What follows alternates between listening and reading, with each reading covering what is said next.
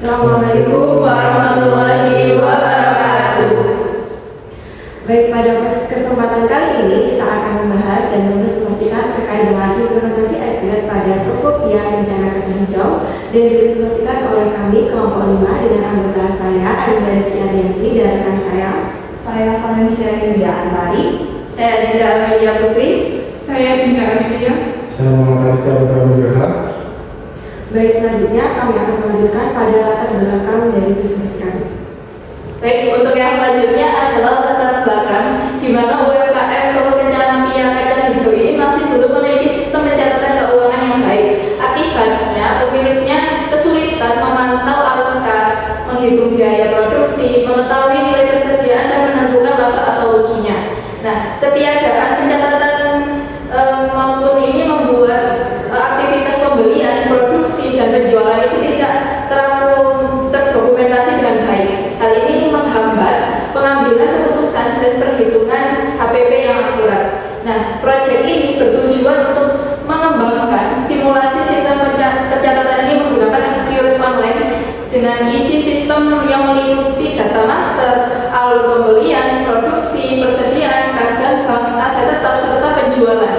Nah, penyusunan sistem ini dilakukan melalui observasi dan wawancara, kemudian divalidasi kepada pemilik UMKM Toko Kencana Pia Kacang Hijau ini. Nah, tujuannya memastikan rancangan sesuai dengan operasional yang nyata dan mudah diterapkan pada operasional yang nyata tersebut. Nah, sistem yang dirancang ini diharapkan tidak hanya teoritis, tetapi diaplikasikan jika UMKM ini memutuskan untuk menggunakan pencatatan yang berbasis dengan sistem.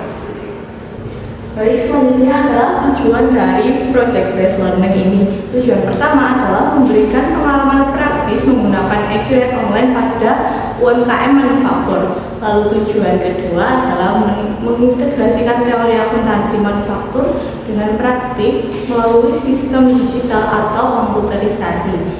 Selanjutnya, kita bertujuan untuk mengasah kemampuan pencatatan transaksi mulai dari pembelian bahan baku hingga penjualan. Lalu, tujuan selanjutnya adalah meningkatkan kemampuan analisis laporan keuangan seperti laba rugi, neraca, dan laporan HPP. Lalu selanjutnya adalah mendorong kerjasama tim, komunikasi, dan manajemen proyek yang baik melalui pembelajaran kolaborasi. Selanjutnya adalah UMKM yang kami gunakan, yaitu UMKM Toko Kencana Pia Kacang Hijau yang beralamat di Jalan Bantaran Terusan 2 nomor 102 Tulus Rejo, Lokowaru di Kota Malang. Untuk pemiliknya sendiri bernama Ibu Sri. Jadi Toko Pia Kencana Kacang Hijau ini merupakan usaha rumahan yang berdiri dengan tujuan untuk menghadirkan bakpia yang berkualitas yang dibuat secara fresh dan penuh ketelitian. Usaha ini berfokus pada produksi bakpia kacang hijau yang dikerjakan sendiri mulai dari pengolahan bahan, pengadonan, pembentukan hingga proses pemurnian. Proses ini dilakukan di rumah produksi yang menjaga kebersihan dan juga standar kualitas sehingga pelanggan dapat merasakan cita rasa bakpia rumahan yang hangat dan juga tetap konsisten dari hari ke hari. Selanjutnya ada informasi menarik dari perusahaan. Yang pertama adalah Toko Kencana ini merupakan produsen dari pia kacang hijau yang berproduksi di industri. Kemudian juga Toko Kencana Pia Kacang Hijau ini mempunyai produk bundling, yang mana produk bundling ini seperti di edisi Ramadan dengan menghadirkan beberapa jenis pia kacang hijau. Kemudian ternyata selama proses produksi maupun selama usahanya berjalan, Toko Pia Kacang Hijau ini belum ada sistem pencatatan yang baik ataupun belum dilakukan pencatatan. Jadi untuk pembelian hanya dilakukan pembelian saja, tidak dilakukan pengarsipan nota pembelian. Kemudian untuk penjualannya juga tidak dicatat, tetapi perusahaan ini hanya mematok untuk produksi perharinya itu 50 piece dengan variasi 6, 8, dan 10 pack-nya. Jadi perusahaan hanya memproduksi 50 pack perharinya. Kemudian informasi terkait dengan profit maupun penjualan itu perusahaan tidak mempunyai informasinya, sehingga kadang-kadang owner ini kesulitan dalam hal permodalannya dan sampai-sampai pemilik itu tidak mempunyai modal untuk memproduksinya. Kemudian untuk pemasarannya atau penjualannya, untuk penjualannya dilakukan melalui offline ini di rumah produksi, kemudian online ini dengan pre-order ataupun pemesanan lewat WhatsApp. Untuk pre-order sendiri itu biasanya dalam skala yang banyak untuk acara-acara seperti hajatan, nikahan ataupun yang lain. Kemudian perusahaan itu melakukan pemasaran juga melalui Instagram dengan nama Pian Kencana Malang dengan jumlah pengikut yang lumayan banyak, dan mereka itu aktif di pemasarannya ini melalui Instagram dengan memberikan testimoni dan juga penjualannya mereka. Baik, untuk yang selanjutnya adalah kesulitan oleh owner, di mana di sana tidak ada pencatatan sama sekali. Nah, dengan tidak adanya pencatatan sama sekali ini menyebabkan tidak mengetahui kondisi keuangan usaha itu menjadi secara jelas. Karena tidak ada catatan, owner itu tidak bisa menghitung pendapatan dan biaya dan laba rugi secara akurat. Kemudian menjadi kesulitan memonitor arus kas masuk dan keluarnya. Uang masuk dan keluar itu bercampur dengan uang pribadi, sehingga owner itu tidak bisa melacak penggunaan data hariannya. Kemudian tidak dapat menilai stok bahan baku dan produk yang jadi. Tanpa pencatatan ini, owner hanya mengandalkan ingatan untuk mengetahui jumlah persediaan, sehingga sering terjadi selisih atau kekurangan bahan baku tanpa disadari. Nah, selanjutnya harga pokok produksi dan harga jual itu jadinya tidak terukur karena biaya produksi tidak dihitung, kemudian harga jual ditentukan secara kira-kira saja, yang beresiko menyebabkan keuntungan itu sangat kecil atau bahkan bisa rugi tanpa disadari oleh owner tersebut. Kemudian yang selanjutnya itu sulit mengambil keputusan bisnis untuk kedepannya, jadinya pemilik itu tidak dapat mengevaluasi apakah uang usaha sedang berkembang, stagnan atau menurun, karena tidak adanya data historis yang bisa untuk dianalisis ke depannya. Baik, selanjutnya adalah feedback dari owner Pian Kencana dari kami yang sudah melakukan sosialisasi. Untuk feedback, yang pertama adalah owner cukup tertarik untuk menggunakan sistem Accurate karena sudah terdapat pencatatan yang otomatis dan laporan juga muncul otomatis seperti laba rugi, neraca, dan laporan HPP. Selanjutnya, Accurate juga mendukung evaluasi harian atau mingguan. Laporan otomatis itu membantu analisis bulanan, tahunan, serta perbaikan strategi, misal strategi pemasaran dan inovasi produk.